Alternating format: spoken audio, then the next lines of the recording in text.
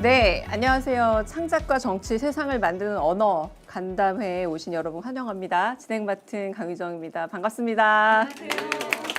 네, 제가 이제 국회의원 되기 전에 고작 아직 1년이 안 됐더라고요. 문학영화평론가, 문화평론가로 활동하면서 정말 제가 사랑에 맞지 않던 분들을 모셨는데요. 이 자리에서 이야기를 한번 나눠보겠습니다. 지금 전주국제영화제라서 이 공간이 정말 영화의 열기로 가득 차 있잖아요. 한편에 작은 영화관 같은 공간을 또 마련했습니다. 그래서 우리가 좀 생뚱맞아 보이지만 콘텐츠와 정치 이 이야기를 같이 좀 나눠볼까 하는데 서로 다른 스크린이 어떻게 하나로 연결되는지 이야기 나눠보겠습니다. 마침 우리 이렇게 소파 테이블에 여기 앞에 포토카드가 놓여 있는데 작가님들 그리고 감독님들의 대표작들이 이렇게 포토카드로 만들어져 있습니다. 그래서 만약 좋아하는 거 있으면 이렇게 들고 사진을 찍으셔도 되고요. 제가 조금 설명을 드리자면 우리 도이야, 영웅, 그리고 나의 해방일지, 글로리 이렇게 놓여 있습니다. 조금 이제 분위기를 푸는 얘기를 좀 해볼 텐데요. 정치인과 창작자가 만나는 게 생각보다 쉽지는. 소개도 안 해주고 가시죠. 아직. 네네네. 제가 한 장을 넘겼습니다. 네, 우리 후보님이. 네. 누구신지 그게 네, 맞습니다. 네. 제일 먼저 우리 정주리 감독님. 네, 나오셨습니다. 안녕하세요. 반갑습니다. 네, 도이야 다음 소위 만든 감독님이고요. 윤재균 감독님. 안녕하세요. 해운대 그리고 국제시장 만든 감독님이고요. 김은숙 작가님. 안녕하세요. 네, 글로리 김은숙 작가님. 그리고 박혜영 작가님. 안녕하세요. 네, 나의 해방일지 나의 아저씨 작가님입니다. 제가 다시 소개해드리겠습니다. 민주당의 이재명 후보님 나와주셨습니다. 네, 반갑습니다. 네, 이렇게 소개해 주시고. 네, 감사합니다. 소개할 기회도 주시고 이렇게 만나는 이제 정치와 창작의 언어를 같이 한번 이야기를 나눠볼 텐데요. 네, 콘텐츠를 통해서 우리가 지금 살고 있는 시대 한번 돌아보는 시간 갖겠습니다. 사실 이 자리에 계신 네 분의 창작자분들은 제가 설명 안 해도 될 만큼 워낙에 유명한 분들이고 작품도 워낙 유명하잖아요. 요즘엔 뭐 기후위기다, 전쟁이다, 뭐 어떤 기술 경쟁까지 굉장히 복잡한 시기를 지나고 있기는 한데 그래서 이 작품들과 함께 얘기를 나눠볼게요. 여기 계신 우리 작가님들 그리고 감독님들 본인 작품 중에서 이 시대에 가장 필요하다라고 여겨지는 그런 캐릭터가 있으면 한 번씩 좀 소개를 해주시면 어떨까요? 네, 우리 윤재균 감독님. 네. 보호수도 좋아하시는가 봐요. 보스톱 사람이 방향으로. 평소에 네. 생각하는 게 딱 떠오르게 돼 있는데. 네, 죄송합니다. 네, 아닙니다. 네. 예, 저는 이 질문을 받고 고민을 많이 했었는데요. 저는 이제 그 국제시장에 나오는 그 김윤진 씨가 했던 영자라는 역할을 생각을 해봤습니다. 왜냐하면 사실 요즘 시대가 그 주인공 황정민 씨가 했던 덕수 같은 인물은 항상 그냥 앞만 보고 그냥 소리쳐서 앞으로 나아가는 그런 인물이었다 그러면 사실 영자라는 아내는 그래도 가정의 평화와 행복과 또 안정을 위해서 그냥 그 맡은 자리에서 크게 소리 내지 않지만은 묵묵히 자기 일을 열심히 하고 자기 자리를 지키는 인물이라고 생각을 해요. 그래서 요즘 같은 대한민국에서는 누구나 다 큰 소리를 내게 되면은 배가 어떻게 갈지 잘 모르잖아요. 그 안에서 그냥 영자 같은 인물이 묵묵히 자기 자리를 지키면서 화합과 다음에 평화와 행복을 이야기하는 그런 인물이 있으면 좋지 않을까 이런 생각을 해봤습니다. 그럼 고스톱 방향으로. 네, 우리 정준이 감독님. 네. 네. 저는 영화 2편 만든 게 전부인데요. 두 영화에서 다 주인공이 형사 역할을 한 그 배두나 배우가 연기한 인물이 있습니다. 근데 특히 다음 소위에서 그 형사 유진은 어찌 보면 되게 정의로운 인물처럼 보이는데요. 가만히 들여다보면 사실은 굉장히 상식적으로 생각하고 질문하고 행동하는 사람이거든요. 그래서 누가 봐도 좀 너무나 이상한 그 소녀의 죽음 앞에서 그 상식적인 질문을 하고 행동을 하는 그 인물이 제일 먼저 떠올랐고요. 특히 제발 좀 모든 일이 좀 상식적으로만 진행되면 좋겠다 하는 생각이 더 간절해지는 요즘이라서 그 인물을 뽑았습니다. 박형 작가님 어떠세요? 저는 어쩔 수 없이 나의 아저씨의 박동훈 부장이 지금 이 시대에 가장 필요하지 않을까 싶은데요. 저도 윤재균 감독님하고 같은 생각인데 주장하는 사람들이 너무 많고 근데 주장할 수는 있는데 너무 시끄럽다, 이제 피곤하다. 근데 조용히 고요히 자기 자리에서 최선을 다해서 사는 사람, 그런 사람이 이 시대에 필요하지 않을까 싶어서 저는 나의 아저씨의 박동훈 부장을 꼽겠습니다. 저는 네. 미스터 선샤인에서 김태리 배우님이 하셨던 고혜신 역할을 꼽았고요. 의병이고 조국을 사랑하고 독립운동을 하는 용감한 여성입니다. 근데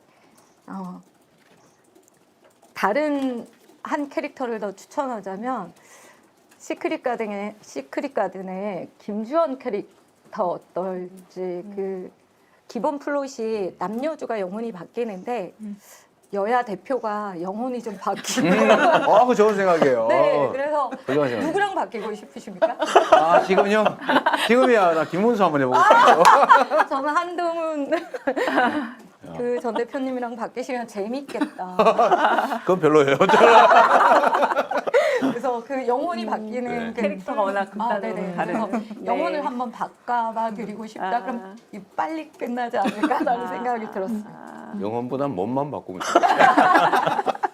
영혼을 잃고 싶지는 않습니다. 네. 그게 몸이 바뀌고 그게 그거겠지만, 네, 네. 제일 먼저 뭘 해보고 싶으세요? 김문수의 몸. 뭔 생각 하나 알고 싶어요. 맞아. 서로 생각이 제일 궁금하겠죠. 네. 근데 이 작가님들, 감독님들이 사실 체험에서 나온 캐릭터들을 작품에 담을 때가 네. 있잖아요. 혹시 있으셨나요? 사실 저 같은 경우는 체험이라기보다는 글을 쓸 땐 그런 질문을 많이 받는데 내 안에 갈증을 들여다보고 그걸 해소하는 쪽으로 글을 쓰는 편이거든요. 그러니까 예를 들면 나의 아저씨 같은 경우에는 그때 당시에는 남자 주인공들 너무 거칠고 파워풀하고 세고 막 이래서 정말 사람다운 사람, 이게 남자지 혹은 이게 사람이지 인간이지라는 그런 사람한테 감동 한번 받고 싶다 해서 그렇게 해서 쓴 게 나의 아저씨고, 해방일지 같은 경우에는 돈도 좀 벌렸고 이름도 좀 날린 것 같은데 왜 여전히 해방감을 1도 못 느끼나, 그런 마음에서 이건 나만 그러지 않을 것이다, 많은 사람들이 그럴 것이다 해서 그렇게 해서 만들어진 드라마고요. 그래서 저는 체험이나 경험보다는 내 안에 갈증을 탐색하고 그거를 해결하는 방향으로 그런 식으로 글을 쓰고 있는 편이에요. 네. 정준희 감독님은 사실 사회면에 나온 인물도 영화에 쓰셨죠. 네. 네, 특히 이 자리가 지금 전주라는 게 너무나 각별해지는데요. 그 다음 소위는 실제로 2017년 1월에 전주의 한 특성화 고등학교에서 현장 실습으로 콜센터에서 일을 하다가 스스로 목숨을 끊은 그 소녀의 죽음을 다루고 있습니다.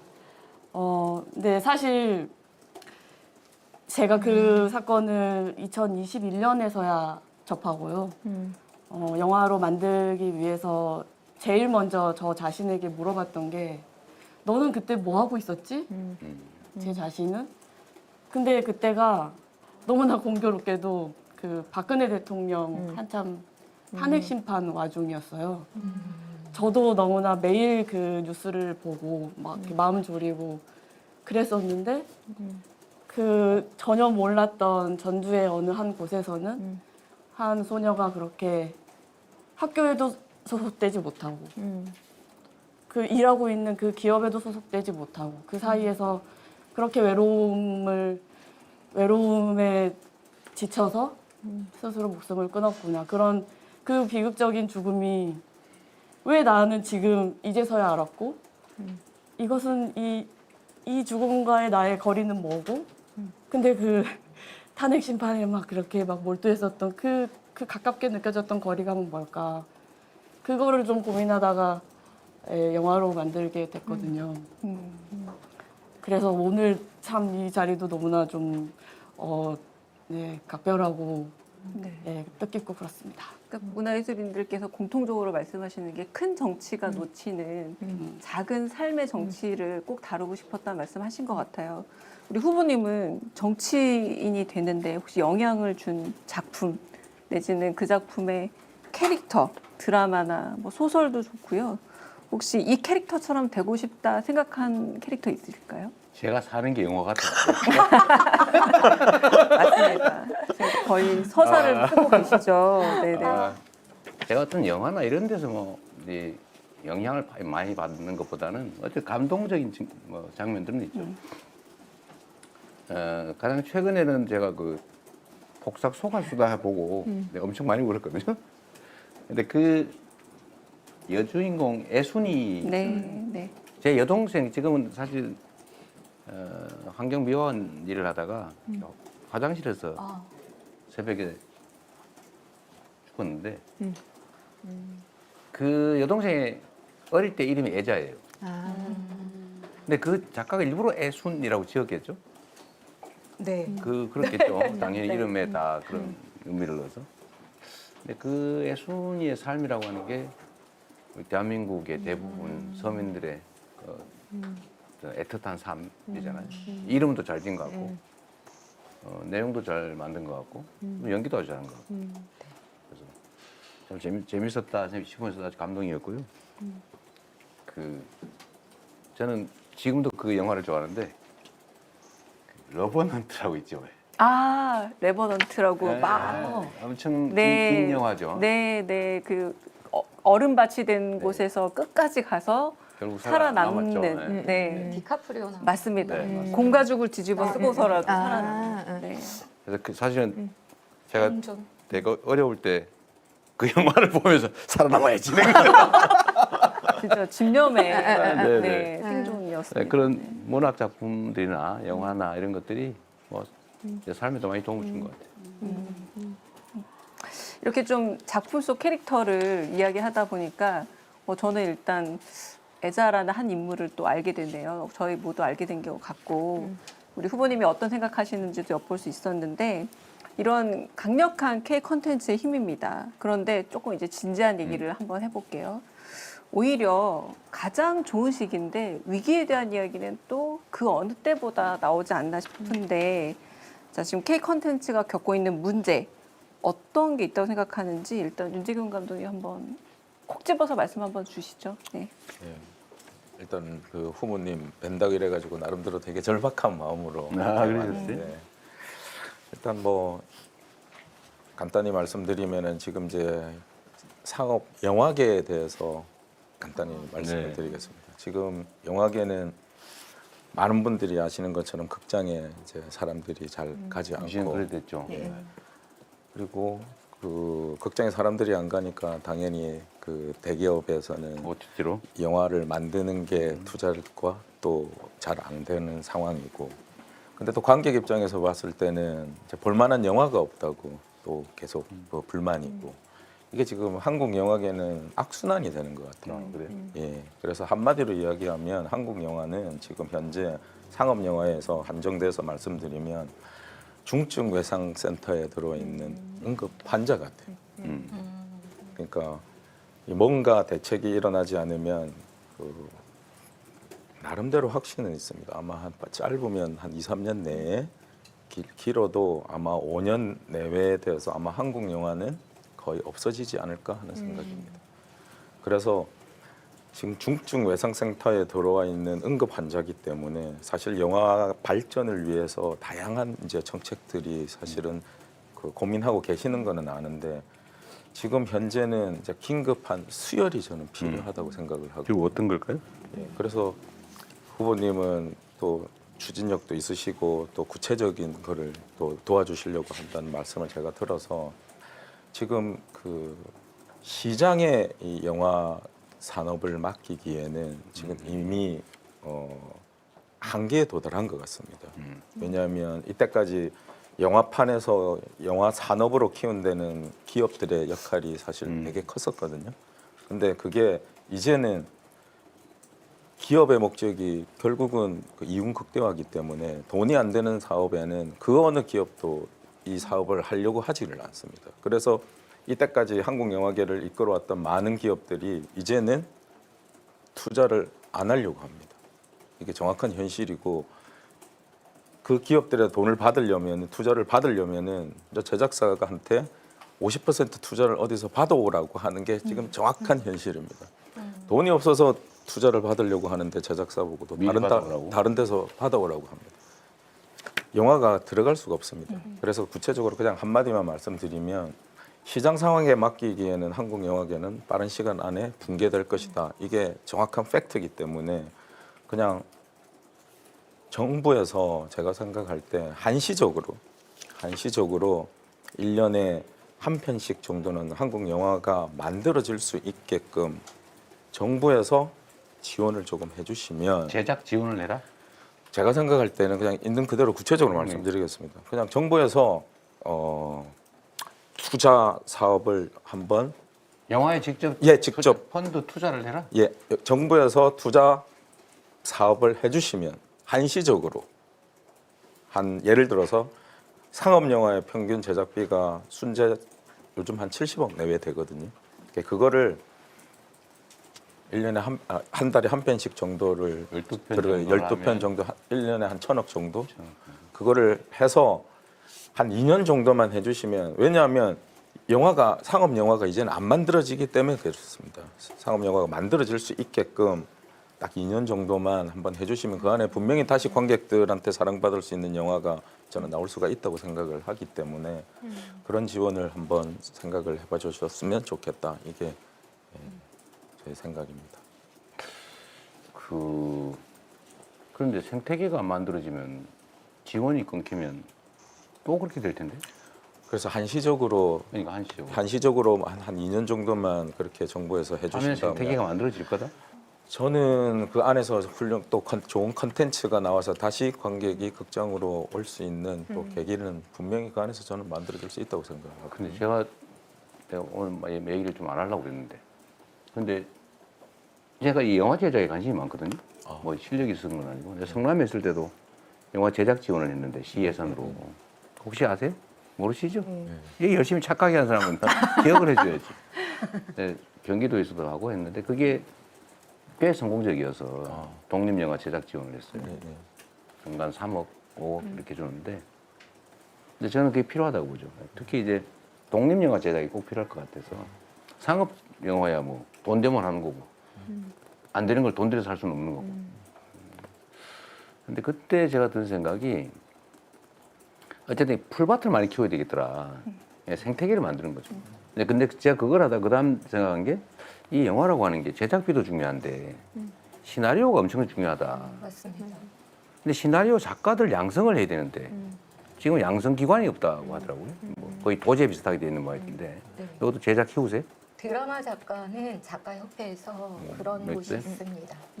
그래서 제가 이 시나리오 작가의 역량을 키워야 되겠다. 그래서 도에서는 이제 시나리오 작가들 합숙 그러니까 그것도 만들었어요.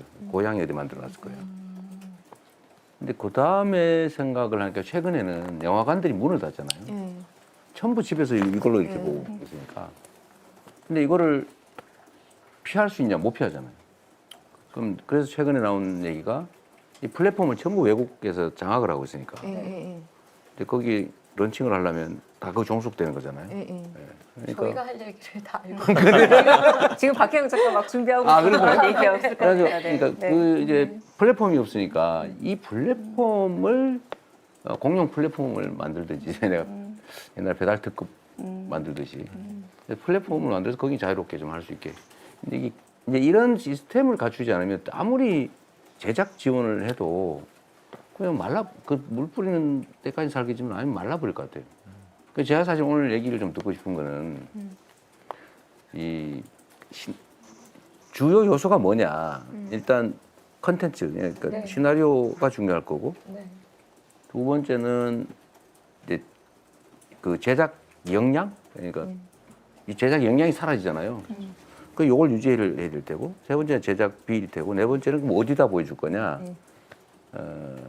요거 같아요. 맞습니다. 근데 이제 여기서 이제 시장이 할 건 하고 이제 정부가 할 것도 정부 역할을 해야 되는데 이제 그걸 구체적으로 생각해 봐야 될 것 같아요. 저는 그 중에 작가 역량 육성이 제일 큰 게 아닐까. 우리 작가님 말씀 한번 들어볼까요? 그럴까요? 박혜영 작가님. 네.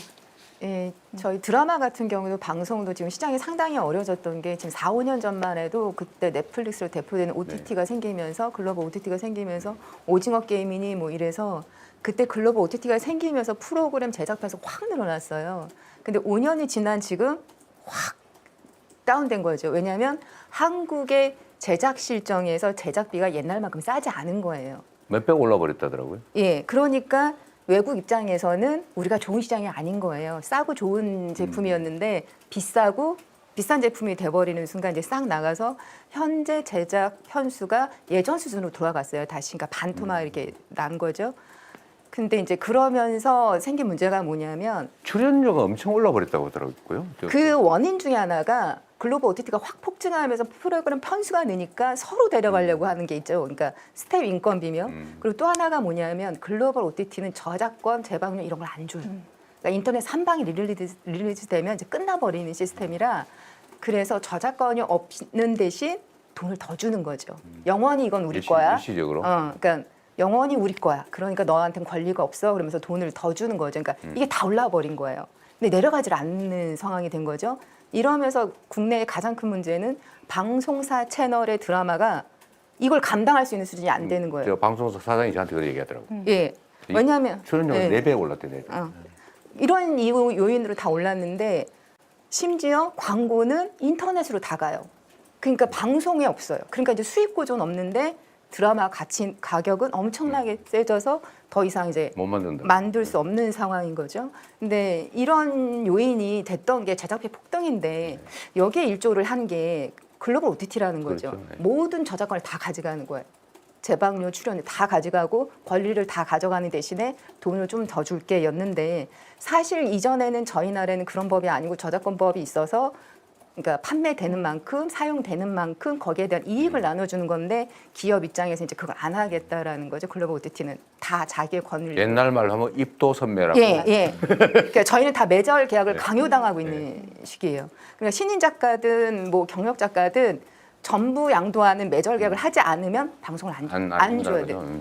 그래서 미국 같은 경우에는 그래서 작가 조합이 파업을 해서 싸워서 너네들의 사업의 용의를 위하여 양도했어도 얼마 전에 그렇게 했죠. 예, 그리고 받아내잖아. 유럽도 이제 그건 거기는 법령을 만들어서 사업의 용이성을 위하여 매절은 해줄 수 있으나 그 이후에 보상은 줘야 된다라는 그 법령을 넣어줘서 그 추징을 하고 있는데 저희는 아무것도 그럼 빨리 그건 그런 제도 보완을 빨리 하면 될 것 같고 예, 예, 국제 기준이 있으면 예. 그래서 이것을 좀 정부에서 좀 추려주시는, 챙겨주시는 네. 그런 어떤 조항이나 뭐 이런 게 좀 마련되어야 되지 않을까. 뭐. 입법과 행정이 네. 같이 가야 되는 네, 맞아요. 영역인 거죠. 예. 네. 우리 지금 생태계 얘기하고 있는데 우리 작가님과 감독님께 여쭤볼게요. 그럼 이제 생태계를 어떻게 하면 조금 더 풍부하게 만들 수 있을지 한번 말씀을 좀 주시면 어떨까요? 그 말씀 하시기 전에 네네. 전에 스크린 쿼터제 투쟁한 일이 있었잖아요. 예, 예, 예. 어쨌든 그것 때문에 한국 영화가 살았거든요. 예. 그러니까 지금도 뭔가 필요한 대안들 조치가 있으면 사실 그걸 강력하게 요구하고 예, 뭐 맞아요. 관철하면 되거든요. 근데 그게 뭔지가 문제인 것 같아요. 그게 그러니까 아둔 예. 말씀 마저 하시죠. 네. 네. 그러니까 말씀드리면 그러니까 저작권을 저희한테 제일 중요했던 게 뭐냐면 그 작가는 월 300을 받는다고 해서 300만 원치 글이 나오는 게 아니에요. 그래도 월 1000만 원을 준다고 1000만 원씩 나오는 게 아니고 언제가 걸릴 줄 모르는 굉장히 지난한 싸움에 나중에 잘 됐을 때 추가의 보상을 받기 위해서 그 일을 했던 건데 지금은 그 권리를 아예 없애버리는 그냥 지금 네가 쓴 걸 내가 다 살게 권리는 안 줄게 이런 거잖아요. 그러니까 이제 창작 의욕이 훅 떨어지고 이걸 열심히 해도 내 자식이 아닌 거 열심히 써도 기업 거고 그러니까 이거를 보호해주는 근데 지금 넷플릭스나 글로벌 OTT하고 이런 협상을 할 수 있는 아예 시스템 자체가 없으니까 이게 좀 아쉬워서 이런 자리라도 어떻게 넷플릭스와 뭐 OTT와 앉을 수 있는 자리라도 어떻게 마련. 근데 넷플릭스나 이런 그 국제 투자 집단들은 하여튼 좋은 작품이 있으면 비싸게라도 사잖아요. 왜냐하면 시장이 워낙 크니까. 우리로서는 상상할 수 없는 시장을 그들은 갖고 있잖아요. 근데 뭐 저번에 오징어 게임인가 그건 조 단위로 매출이 올랐다고 하는 것 같던데. 근데 뭐 우리 출연진들이나 좀 거의 초기에 받은 게 끝이니까요. 그러면 아직도 대한민국의 컨텐츠에 대한 수요는 상당히 많이 있다고 제가 들었는데, 그럼 사실 그걸 집단적으로 방어할 수도 있는 거 아닌가요? 해야 한다고 OTT들도 사실은 이제 경쟁 체제에 좀 들어갔잖아요. 예, 예. 우리도 사실 만들어야 되고. 근데 우리가 사실은 이제 문화 수출이 이제 주요, 우리는 저 같은 경우는 우리 같은 경우는 문화 수출을 좀 확대하려고 그러거든요. 3대 산업 중에 하나를 이제 우리 문화 콘텐츠 산업으로 보는데, 그러려면은 작가들이든 제작자들이든 사실 그 감독들의 제작 역량들 이거 중요하잖아요. 뭐 아무나 한다고 되는 게 아니니까. 그 집단적인 교섭을 해야 되는 거 아닌가? 그게 안 돼요. 예, 그거는 지금 제가 참고로 간단하게만 말씀드리면 그게 안 되는 이유가 지금 전 세계에는 그 유럽, 남미 포함해가지고 그 저작권 법이 그 최종 방송 송출권자가 방송을 하면 거기에 나온 창작자들, 감독, 작가에게 일정 부분의 저작비를 줍니다. 그게 자국 영화가 아니라 타국이라도. 그래서 한국 콘텐츠가 많이 수출되어 있기 때문에 지금 한국 감독과 작가들에게 줄 저작권료가 지금 감독조합에서 조사한 바에 의하면 세계 각 나라에서 적게는 한 수백억, 많게는 지금 1,000억 넘게 걔들이 가지고 있거든요. 그래서 조합에서 그걸 달라고 했어요. 한국 감독 작가들 거니까. 근데 걔들이 하는 말이 이거를 니들한테 주려면 상호 조약에 의해서 니들 나라에도 저작권법이 니들 나라에 트는 다른 나라에 그걸 줘야 된다. 감독과 작가한테 줘야 우리도 니들한테 줄 수가 있다. 근데 생각을 해보면 우리나라에서 유럽 영화나 유럽 드라마, 남미 거의 영화는 없죠. 거의 없잖아요. 근데 우리나라 콘텐츠는 정말 많이 있거든요. 그걸 다 가지고 올 수 있는데 그 저작권 법이 우리나라는 없기 때문에 그걸 못 가지고. 그거 빨리 개정하면 되겠네요. 그거를 지난 몇 년 동안 이거 뭐 했어요, 지금까지? 지난 몇 년 동안 그게 아직 했는데 됐나? 없어요. 우리나라는 네. 없어요. 1년 동안 뭐 했어요? 네. 없어요. 몇 년 동안 알았습니다. 그런 건 네. 배워 네. 강의원한테 네, 얘기를 저랑 해야죠. 이미 사실 많이 얘기했던 문제이긴 한데요. 성과가 지금 네, 없군요. 네. 네. 그래서 저희 사실은 독립영화를 네, 하시고 계신 이제 정주리 감독이기도 하시고 칸에도 이제 소개되기도 했는데 아까 이제 생태계 얘기 조금 더 해주시면 어떨까요? 네. 바로 지금 이 얘기를 저도 드리려고 하고 있었는데요. 제가 2014년에 첫 영화를 작은 영화를 만들고 전혀 제 예상과 달리 너무 많은 분들이 또 좋아해 주시고 또 인정해 주셔서 너무 좋았습니다. 그리고 이제 데뷔했으니까 드디어 영화 감독이 됐다 그런 기쁨도 있었고요. 근데 그 후로 수년 동안 다음 영화를 만들지 못하고 또 계속 고민하고 또 준비하고 그 시간을 계속 그렇게 겪다가 이렇게 기회가 다시 안 생기고 그러면 이렇게 하다 포기하는구나. 그리고 많은 선배들이 많은 동료들이 그렇게 포기했구나. 특히 저처럼 막 이렇게 상업 영화 큰 영화를 만드는 사람이 아닌 입장에서는 더욱이나 그렇더라고요. 그 즈음에 이 우리 감독조합에서 그 뭐 돈을 받으러 오라고 저한테 갔더니 해외에서 제 영화가 상영된 저작권료가 들어왔다.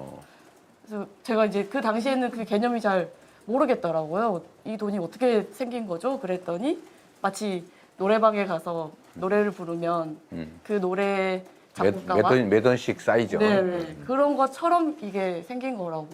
그러니까 우리나라의 뭐 제작사나 배급사에 가지 않고 바로 저한테 오는 거라고 하더라고요.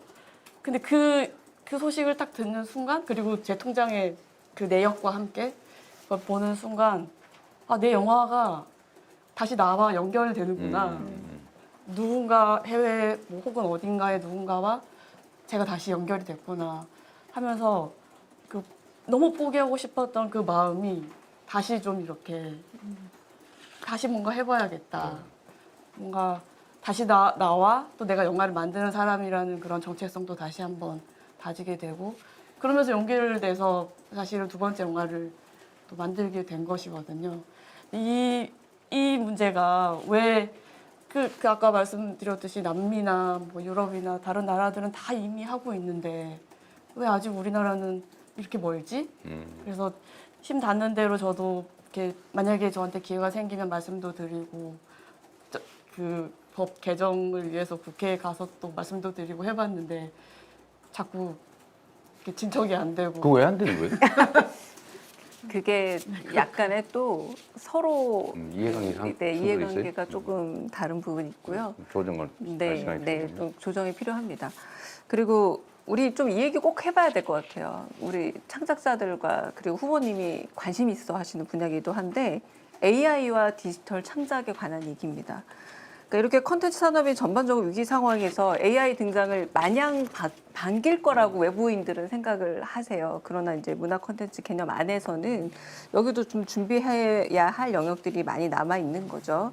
특히 이제 기술이 너무 정교해지다 보니까 최근에 후보님도 아시죠? 지브리 스타일로 네. 사진 바꾸기 이런 네. 것들 거의 대부분 일본 작가가 했지만 엄청 항의하던데. 그러니까 거기에 저작권이 안 가니까 그러니까 지브리 풍이다 이런 말이 나올 정도인데 어떻게 이 AI가 위협으로 보시는지 아니면 기회로 보시는지 현장 계신 분들의 말씀이 너무 궁금합니다. 네네. 처음에 그 AI가 나왔을 때 작가들 직업 다 뺏기는 거 아니냐, 얘네가 더 잘 쓰면 어떡하지 했을 때 전 자신 있었거든요. 오글거리는 건 내가 잘 써. 그렇지. 나는 네네. 못 이길 거야 했었어요. 그랬는데 이제 걔네가 점점 학습을 해서 네. 제그 오글 스타일로 써봐 이러면은 잘 쓴다고 하더라고요. 네, 네. 오글거리는 걸. 그래서 제 문체를 흉내내고 박 작가님의 문체를 흉내내고까지 왔다고 들었습니다. 그건 좀 위기감도 있고 근데 그 안에 또 저작권이라는 문제가 또 포함된 문제여서 그거는 저작권 위원장이신 아, 네. 저희 네. 작가님께서 네, 저도 써봤는데요. 이게 정보성은 챗GPT가 좋은데 크리에이티브한 거 예를 들면 그냥 김숙 작가님처럼은 절대 못 쓰는 게 오글거리는 거야. 얘기하자. 그러니까 사실은 이게 글이라는 게 글 같지만 정서하고 마음을 때리는 얘기인 거잖아요. 그러니까 이 기계가 아직 인간의 마음과 정서에 닿지 못하는 부분이 있어요. 그걸 건드리지 못하는. 그래서 저는 아직까지는 그렇게 약간 좀 회의적이고 이렇게 도움받는다고 생각하진 않는데 다만 유럽에 나가서 회의를 하다 보니 작가들 집단이 벌써 엄청나게 AI에 대해서 준비를 하고 있더라고요. 그러니까 우리의 벌써 이 AI 만드는 업체는 모든 작가들의 자료를 다 넣어서 학습시키는 거예요. 그러니까 김숙 작가님의 글을 다 넣어서 김숙처럼 쓰게, 박혜영 거를 다 넣어서 박혜영처럼 쓰게. 근데 우리의 글을 기업이 가져가서 자기의 기계화하는데 발전시키는데 그렇게 무분별하게 쓰면 안 되지 않나 싶어서 저희는 일단 세계 작가조합에서는 그거를 우리의 이용하락 없이 함부로 AI를 학습시키는데 우리의 대본을 쓰지 않게 해다오라는 그 서명을 다 했거든요. 그래서 앞으로 이 AI를 학습시키는데 학습은 해야 되는데 과연 작가의 저작물을 가지고 학습시키는 것에 대해서 우리가 어떻게 대응해야 될지는 아직 저희도 합의가 된 바가 없는 그런 상황인 거죠. 그러니까 학습을 시키면서 도용을 먼저 가르쳤어요. AI한테. 네, 그 저작권이 있고 그게 법이 있고 라는 것도 학습을 시켜야 되는데 지금 저희는 우리 게 얼마만큼 사용되는지 어떻게 사용되고 있는지 전혀 모르죠. 사실 전혀 파악할 수 없는 상황이기 때문에 앞으로는 점점 더 많이 이런 사례가 발생할 것 같으니 지금부터라도 준비를 더 발전하기 전에 우리도 좀 따라가야 되지 않을까. 그건 사실 제가 이미 개정안 내놓긴 했습니다. 아이, 워터마크 같은 거 달아서 할 수 있게 해놨는데 근데 그걸 일일이 찾을 수 있나요? 그게 더 이제 기술적인 문제가 있고, 그러니까 지금 법 AI가 그걸 이용하면 AI 시켜서 찾으라면 찾습니다. 그러게요. 네, 그런 이제 사람의 한계, 법의 한계가 똑같아요. 있지 않나 생각이 드는데 여기서 저도 한마디만 드리면 영미권에서는 벌써 학습이라는 용어 말고 훈련이라고 부르더라고요. AI를 훈련시킨다. 그럼 마음의 태도가 되게 다르잖아요. 학습하는 거랑 뭐 그런 언어 차이도 있던데 이 AI 문제 어떻게 생각하세요? 제가 하나 읽어드릴게요. 민심도 알고리즘도 완벽하게 있는 AI 정치인이 더 필요한 거 아니냐 이런 말도 있는데 AI 관련해서 좀 우리가 주력 사업부를 하기도 해야 하지만 저작권 문제는 합니다. 네. 제가 저는 꽤 오래 전에 사실 이런 얘기들을 제가 좀 하고 다녔었는데 앞으로 아마도 그러니까 계산의 영역은 이미 컴퓨터한테 점령을 당했고요. 계산은 인간이 그걸 따를 수가 없죠. 합리적 추론의 영역도 컴퓨터에게 인간이 네. 추월 당할 것이다. 그런 얘기를 꽤 오래 전에 해서 길게 보고 개인의 역량을 키운다면 창의적이고 개성 있는 영역의 틈새가 있을 것 같다. 근데 제가 이런 얘기를 꽤 오랫동안 했거든요. 그런데 최근에 보니까 창의적이고 개성의 영역까지도 이 AI에 점령을 당하거나 추월 당할 것 같다는 생각이 갑자기 많이 들었어요. 그러니까 이게 인간의 감성까지는 도달하지 못하겠지만 언젠가는 유사하거나 아니면 어쩌면 더 독창적이고 이 독창적인 게 사람으로 치면 약간 좀 아주 심하게 하면 뭐 사이코? 뭐 이럴 수도 있잖아요. 그죠? 창작이라고 하는 영역은 사실 보통 사람이 생각하는 거를 약간 넘어서는 감성을 갖는 거 아니에요? 근데 AI가 그걸 못할 것 같지를 않아요. 아무리 더 오글거릴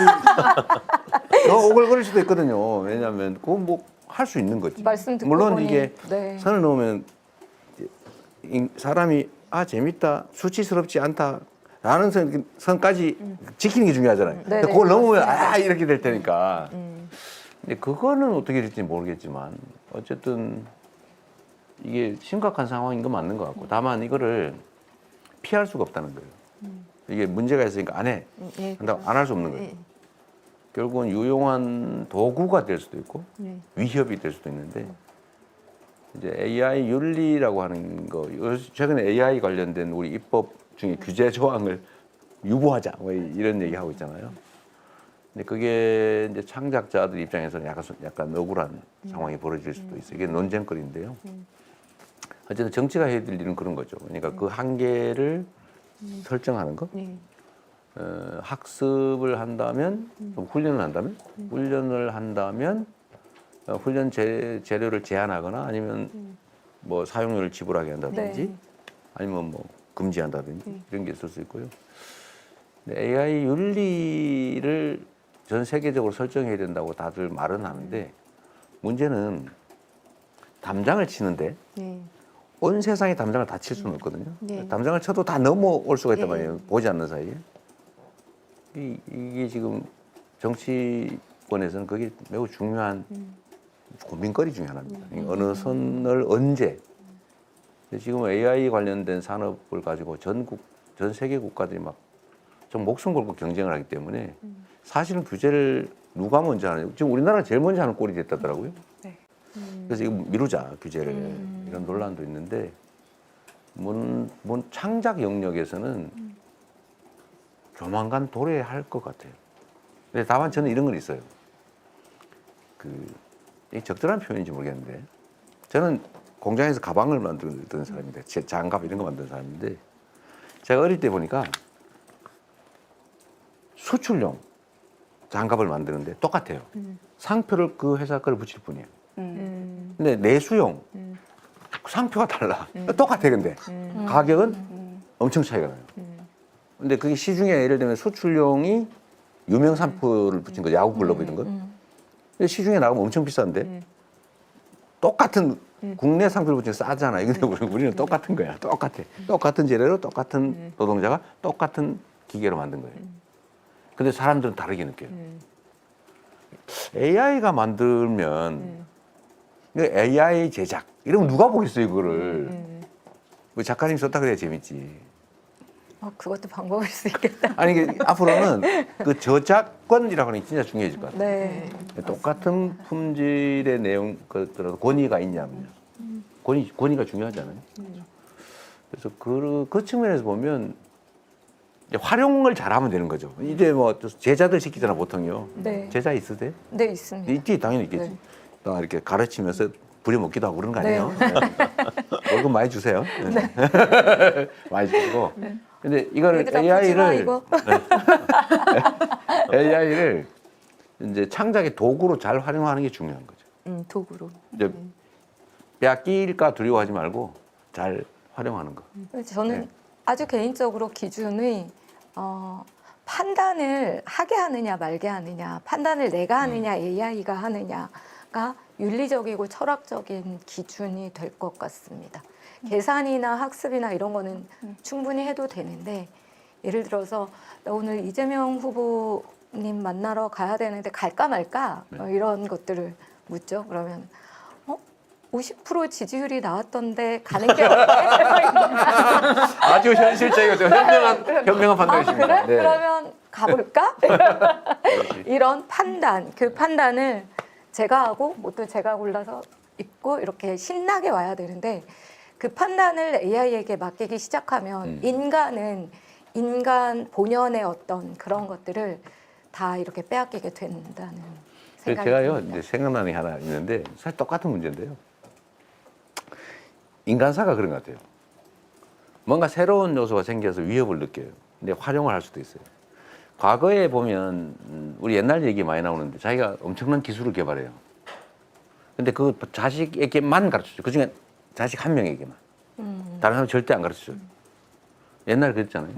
뭐 예를 들면 뭐 사업할 때. 근데 이거를 예를 들면 다른 제자가 몰래 배워요. 몰래 막 어깨너머로. 그 나가서 창업을 해. 근데 이걸 막기 위해서 정말 각고의 노력을 했는데 그 후에 이제 바뀌었잖아요. 지금도 비슷한 거 아닐까 싶어요.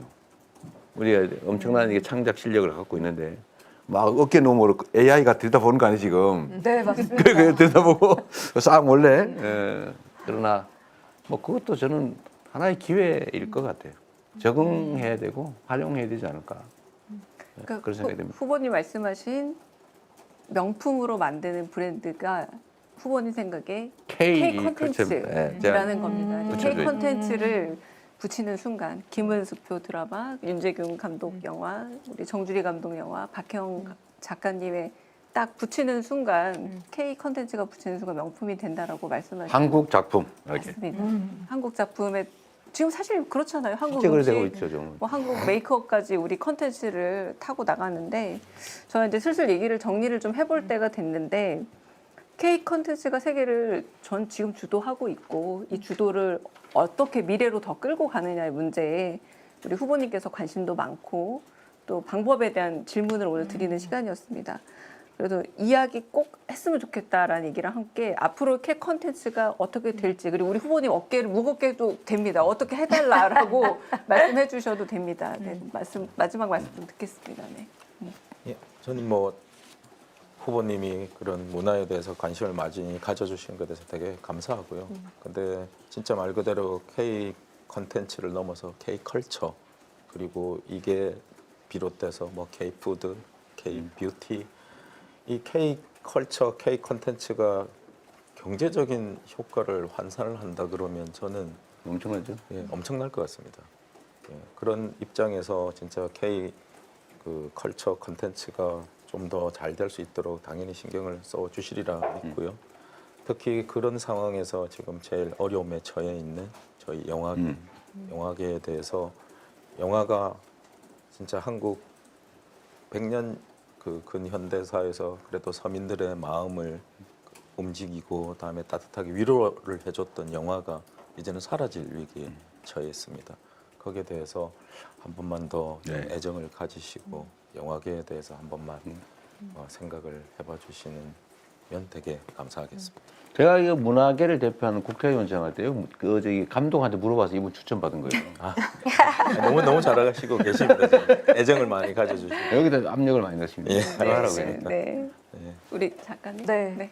저는 넷플릭스나 디즈니 플러스나 이렇게 그 대형 OTT들을 상대할 수 있는 국내 통합 OTT가 있으면 그렇죠. 어떨까 생각이 드는데 이게 경쟁력, 그러니까 제가 경제를 몰라서 그런지 몰라도 막 쿠팡 따로, 웨이브 따로, 티빙 따로 또 뭐 있죠, 왓챠 따로 막 이렇게 전 그걸 다 구독해서 보는데 그러다 보니까 굉장히 그러니까 양질의 작품이 한 곳에서 이렇게 나오는 게 아니라 이쪽에도 좀 고만고만한, 이쪽에도 고만고만한, 그래서 좀 아깝습니다. 그런 것들이. 그래서 그게 좀 상대할 수 있는 힘을 키우는 이렇게 같이 모여서 할 수는 없을까라는 생각을 자주 하지만 제가 그 경제인이 아니라서 될 수 있는 일인지 모르겠고, 고민해서 그게 완성이 된다면 저희는 넷플릭스나 이런 곳에 휘둘리지 않아도 되는 자생력이 분명히 더 생길 거고, 영화계나 드라마계에 훨씬 더 좋은 기회가 될 거라고 생각이 듭니다. 네. 그건 저희도 논의하고 있어요. 네. 그걸 안 하면 근데 외국 시장이 전부 잠식이 네, 돼가지고. 맞습니다. 그래서 진짜 후배 작가들이 그런 거에 많이들, 그러니까 싸게 계약하고 이런 것들이 발생을 하거든요. 그러다 보면 그 친구들은 휘둘리고 이제 가서 많이 일하게 되고, 그래서 빛은 못 보고 하는 상태가 쌓이고 있어요, 지금. 그러니까 저나 박혜영 작가님 먹고 살만한데요. 맞아요. 후배 작가님들이 맞습니다. 더 올라올 수 작가들한테 있는, 네, 그걸 잘 마련하려면 중구난방 아니고 모이면 좋을 것 같습니다. 네. 네. 우리 박혜영 작가님. 네. 예. 저희가 무슨 세계적으로 뭐 빵 터지겠다 해서 만든 작품이어서 터진 게 아니고 저희는 하던 일을 열심히 했는데 이렇게 물을 만났다고 그래야 되나요? 성과를 보는 거잖아요. 근데 이 열정이라 그럴까? 이걸 꺾이지 않게끔 글로벌 OTT 얘기해 주셨는데 가장 큰 난제가 지금 작가와 창작자들은 글로벌 OTT가 가장 큰 난제이거든요. 모든 저작권을 다 양도시키게 하는 그런 계약을 하는 매절 계약을 하게 하는. 그래서 이 문제가 좋게 잘 창작자들의 의지를 꺾지 않는 그런 방향으로 정리됐으면 하는 바람이 있습니다.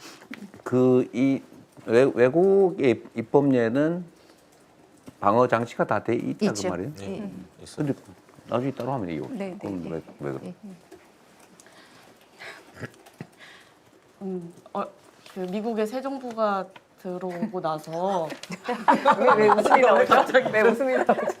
미국의 새 정부. 네, 네. 새 정부가 들어오고 나서 그 많은 보호 정책을 막 하는데 그 와중에 미국에서 만든 그 영화, 미국에서 만든 드라마가 아니면 100% 관세를 매기기로 했다가 이제 뭐 미국에 이제 만들고 있는 많은 작품들이 사실상 이제 다른 나라에 외주를 주고 하는 형편을 제대로 모르는 상황에서 그렇게 했었나 봐요. 그러다가 이제 지금 당장 그렇게 하면 안 된다고 하고 또 유예했어요? 네, 철회를 했대요. 근데 그때 나왔던 말이 이거는 안보의 문제라고 했다는 거예요. 그 문화 안보라고. 네, 새 정부가 네. 이 미국은 어쨌든 이 컨텐츠 강국인데 안보라고 생각하는구나 이거를. 우리도 진짜로 그 마인드로 지금 이 시기를 이겨 나가야 되지 않나. 특히 영화가 그렇게 너무 잘 되고 있었다가 지금 모두가 다 영화를 위기라고 하는 이 마당에는 더욱 그 의식을 다져야겠다 하는 생각이 크면서요. 그 영화계에서 계속 말씀드렸던 영화 발전 기금 그 조성을 꼭 좀 부탁드리고 싶습니다.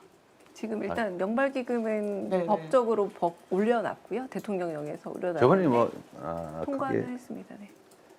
그 어디 무슨 그럼 저희도 드라마 발전 요금에 맞습니다. 그리고 빼는 걸 빼지 다시 못하게 지금 하라고. 법으로 제가 그때 발의해서 제가 얘기했던 거죠. 통과했습니다. 아, 그래 다시 달리는 네, 걸로? 살려는 났는데 여기서 말씀하시는 거는 그 정도로 좀 부족하다라는 그거죠. 말씀이십니다. 아. 네, 네, 많이 부족합니다. 네, 네, 좀 한심한 사람들이었어요. 맞아요. 네. 그거 그냥 기분으로 한 얘기였잖아요. 그러니까요. 그냥 기분으로 그 우리 바보- 이렇게 그럼- 얘기하다가 그럼 이런 바보- 식으로 그럼 얘기하다가 바보 같은 이런 짓이. 거였는데, 네. 저 이제 마무리하면서 혹시 후보님 마무리 네. 말씀 네. 부탁드립니다. 할까요? 뭐 하신 말씀들도 있고 어쨌든 저는 이게 문화라고 하는 게 이제 여러분들은 이제 그냥 문화적 측면에서 접근하기 전에 저는 먹고 사는 문제로 이게 사실 자원 안 드는 국민들 일자리 사업으로 또 하나의 산업으로 상당히 유망한 영역이라고 봐요. 저는 앞으로는 이제 먹는 문제, 뭐 일하고 뭐 이런 것들은 다 기본적으로 갖춰질 거고 사람들의 여유가 늘어나면 이제 문화 욕구가 커질 거거든요. 그래서 그런 측면에서 보면 대한민국이 뭐 김구 선생이 말씀하신 대로 정말 문화 강국의 소양을 가지고 있죠. 그래서 실제로 우리가 경제력이나 군사력이나 이런 것들도 상당히 앞서 있긴 하지만 전 문화 측면에서는 전 세계를 정말 선도할 수 있을 것 같아요. 대한민국의 특성이 있는데 문화와 사고의 깊이가 사실 좀 남다른 것 같아요. 이게 개신교, 불교, 뭐 온갖 종교도 있는데도 안 싸워요. 다른 데 같으면 이미 충돌해가지고 내전 벌어졌습니다. 근데 그걸 다 사귀고 그것도 하나의 역량이거든요. 그리고 어제 내가 집회도 질서 있게 질서 있게 하죠. 그 문화 수준이거든요. 선결제하고 예, 선결제. 약탈하는. 예, 다 부시고 하는데. 네. 그래서 그런 역량도 역량인데 어쨌든 이제는 문화 수요들이 상당히 높아지면서 아까 말씀한 대로 소위 K자부터는 뭐 뷰티 산업도 그렇고 뭐 음식 우리 한강 작가 훌륭하잖아요. 근데 참 슬픈 게 얼마나 국가적 경사입니까? 근데 이게 썩 묻혔어요. 다시 난 맞습니다. 국민적 축하 행사를 다시 해야 될 것 같아. 정말 얼마나 큰 자산이에요. 그런 문화 산업을 좀 키우는 게 필요하고 그러려면 생태계를 조성을 해야 되는데 지금 그게 이제 공룡이 막 밟고 있는 거죠. 그 생태계가 풀밭이 부서지고 있어요. 근데 그거를 지켜내는 게 우리 정부가 할 일 같습니다. 어쨌든 일자리도 많이 만들고 문화인들의 자긍심도 좀 높이면 좋을 것 같고요. 근데 그 중에 사실 문화의 종합판이 영화죠. 맞아요. 예. 어쨌든 저희도 각별한 관심 영역인데 제가 제일 바라는 바는 그런 거예요. 많은 정치인들과 관료들이 그렇게 생각해요. 아, 해야지. 문화 중요하지. 문화 산업 진흥해야지. 생각을 하는데 어떻게 할 줄은 몰라요. 그냥 맨날 하던 걸 해요, 그냥. 기껏 생각하는 게 예산 금액 올리는 거예요. 근데 예산은 일정하기 때문에 잘 못 올려요. 그래서 그냥 그대로 해요. 그래서 제일 좋은 거는 문화 산업 또는 문화 그 일선에 있는 사람들이 필요한 걸 느끼잖아, 수요자 입장에서. 아주 세밀하게 섬세하게 요거 필요해, 요거 요렇게 해야 돼. 이거를 직접 하는 게 제일 좋습니다.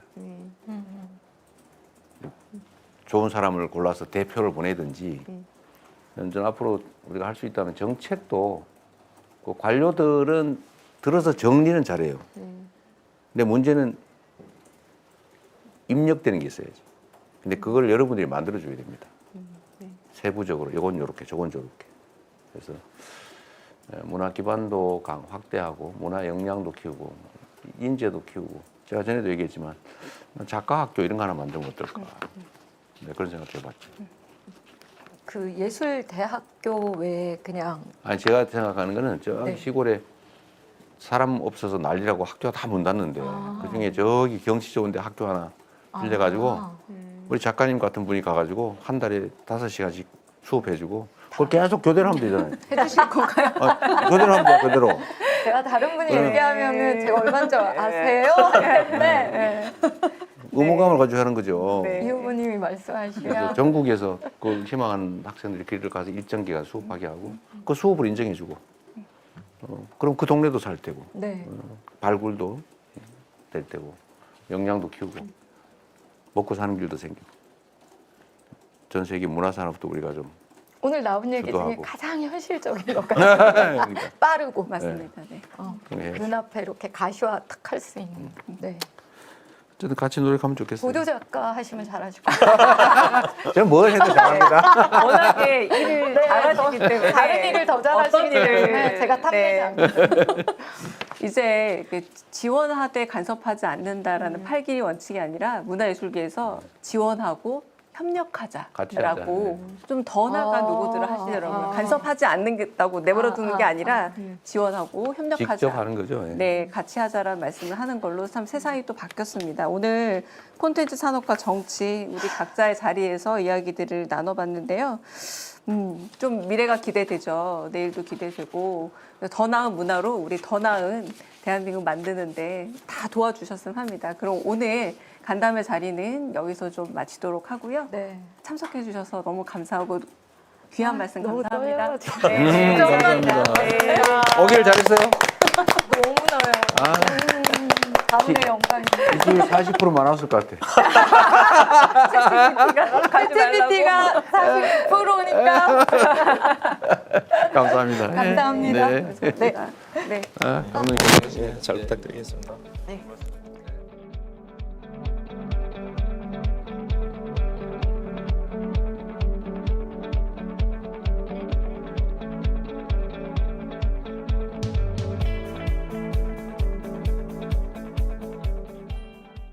아이고 땡빛에 얼굴 타서 어떡합니까?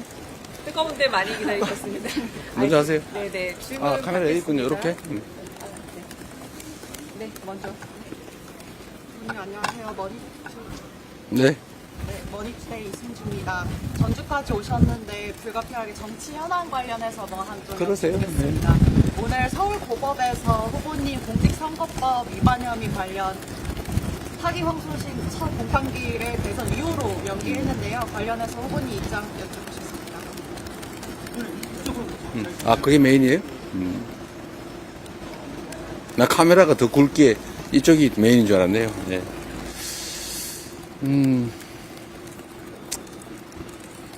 지금은 국민 주권을 실현하는 시기입니다. 대한민국은 민주공화국이고 모든 권력은 국민으로부터 나옵니다. 국민이 현실적으로 주권을 행사하는 중요한 시기이기 때문에 국민들의 주권 행사에 방해가 되지 않도록 하는 것이 매우 중요합니다. 법원이 이 헌법 정신에 따라서 당연히 해야 될 합당한 결정을 했다고 생각합니다. 네. 아까 먼저 나오셨죠? 네, 안녕하세요. 매일경제 홍승훈입니다. 지난번에도 한번 여쭤봤던 것 같은데 지금 이제 대통령 임기 중에 뭐 재판 중지라든지 형사소송법도 개정안이 오늘 법사위 법안소위에서 처리도 되고 그랬었거든요. 혹시 이런 거는 좀 방향이 좀 달라질 수 있을지 후보님 입장 한번 여쭤보고 싶습니다. 모든 일은 국민적 상식, 헌법적 원리에 따라서 순리대로 하면 됩니다. 네. 말씀하세요. 안녕하십니까. 저 YTN의 김가연 기자라고 합니다. 상식을 방금 전에 말씀해 주셨는데 조금 더 구체적으로 여쭤보고 싶습니다. 이 헌법적 심판을 어떻게 해석해야 하는지 논란이 있긴 한데요. 여기에 대해서 후보님의 조금 더 구체적인 입장이 궁금하고 나아가 일단 파기환송심 정지가 됐지만 만약에 대통령에 당선이 되신다면 그 이후에는 자체되신 재판들을 어떻게 하실 생각이신지도 여쭤봅니다. 만사 때가 되면 그때 가서 판단하면 됩니다. 말씀드린 것처럼 법과 상식, 국민적 합리성을 가지고 상식대로 판단하면 되죠. 네. 저희 네. 이 정도 질문할까요? 질문 하나만 더. 경향신문의 가연주입니다. 이번에 이제 당 일각에서는 그래도 조지대 대법원장에 대한 책임론을 계속 얘기하고 있거든요. 이에 대해서 이제 학교에서 어떻게 생각하시는지. 뭐 저 자신이 법조인으로 수십 년을 살았고 또 앞으로도 영원히 법조인일 것입니다. 삼권 분립과 사법부 독립은 민주공화국을 바치는 매우 중요한 기본적 가치입니다. 절대 훼손돼서는 안 되지요. 이 사법권 독립을 위해서는 모두가 노력해야 합니다.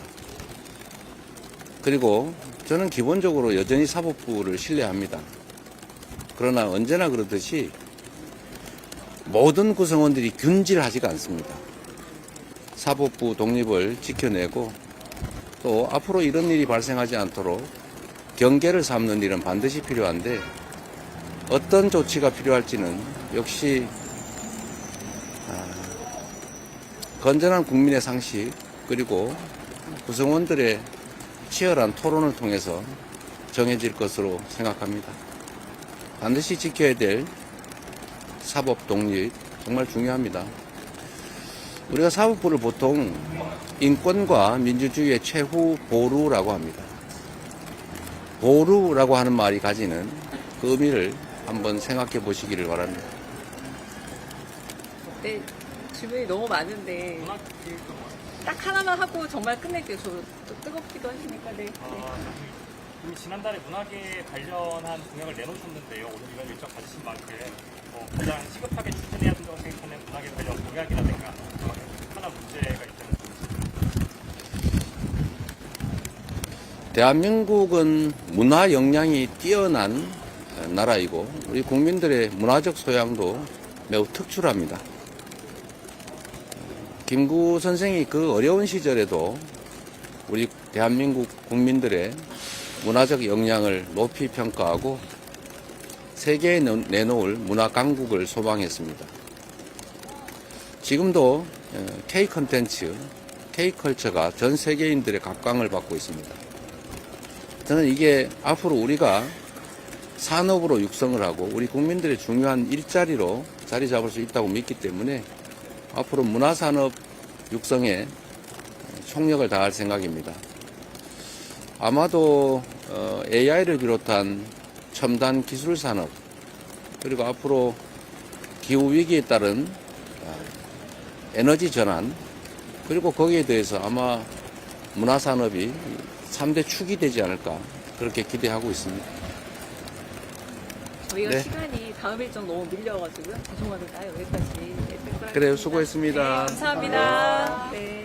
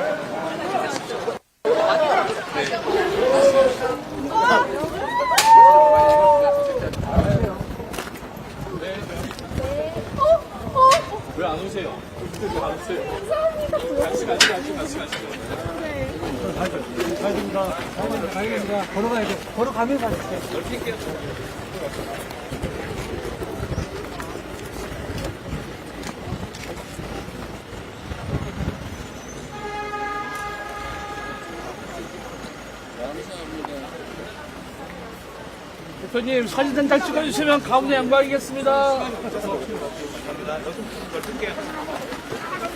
사진 한 장만 찍으면 1시간 동안 사진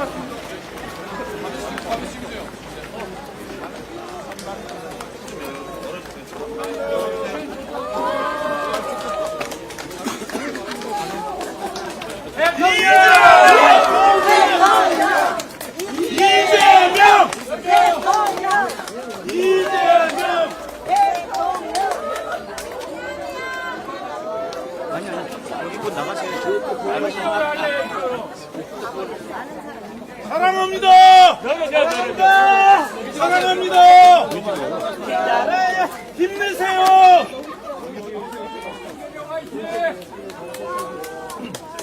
이 관계 안으로 보세요. 이리 안으로 보세요. 안으로 보세요. 저기 내려오세요. 이 안으로 보세요.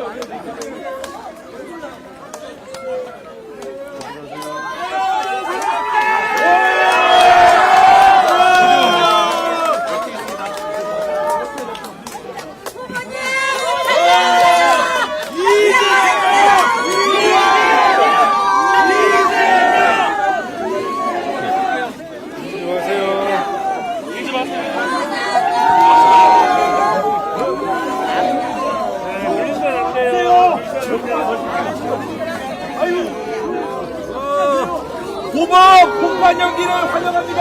이재명 후보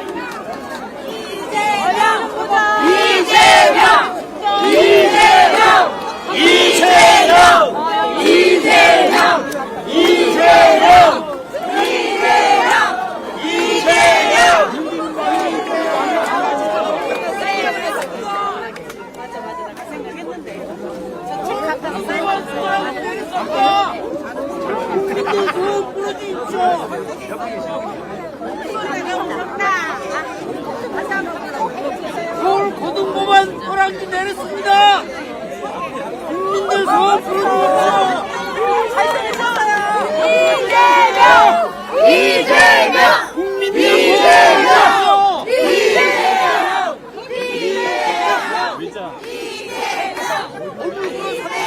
내렸습니다.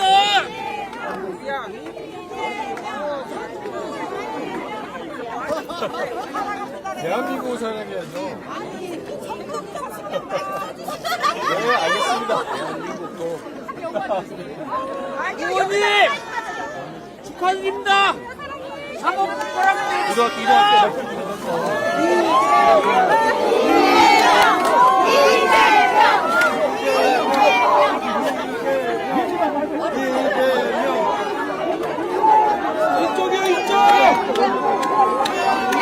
쭉쭉쭉 빨리.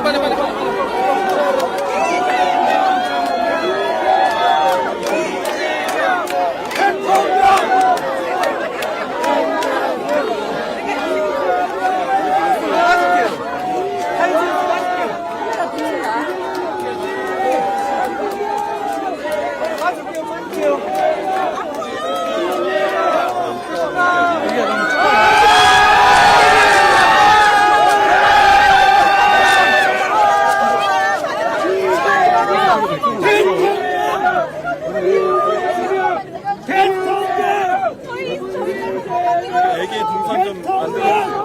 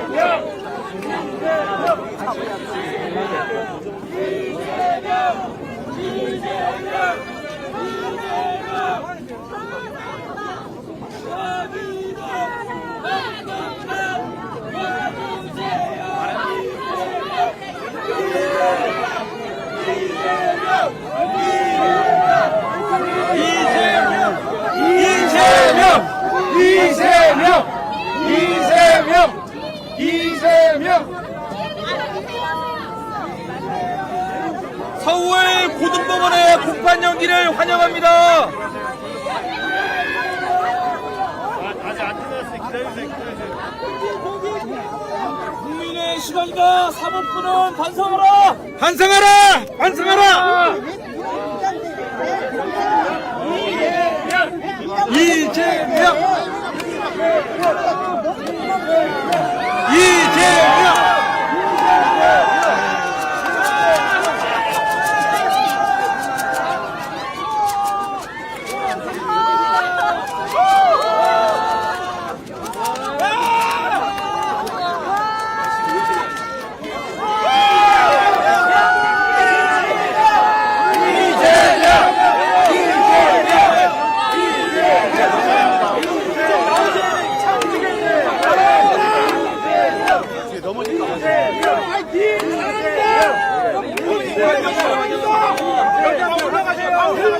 큰 소리 한번 하세요.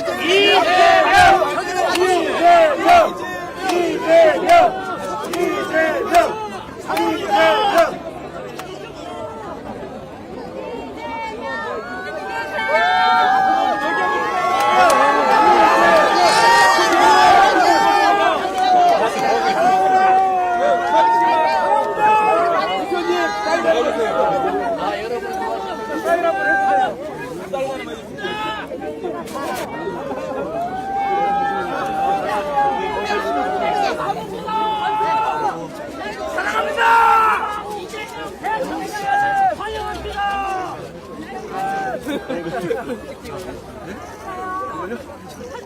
카메라 한 번만 내려줘요.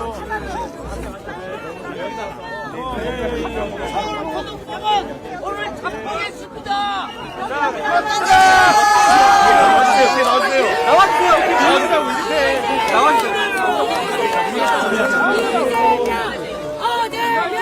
대표님 사랑합니다.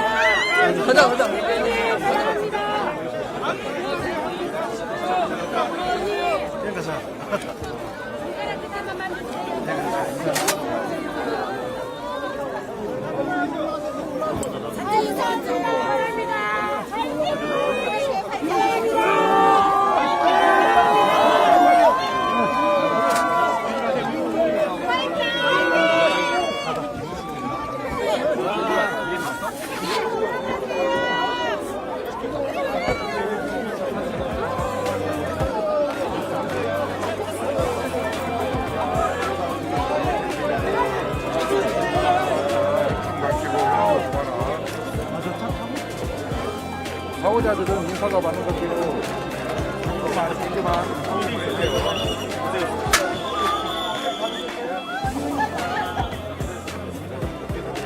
저희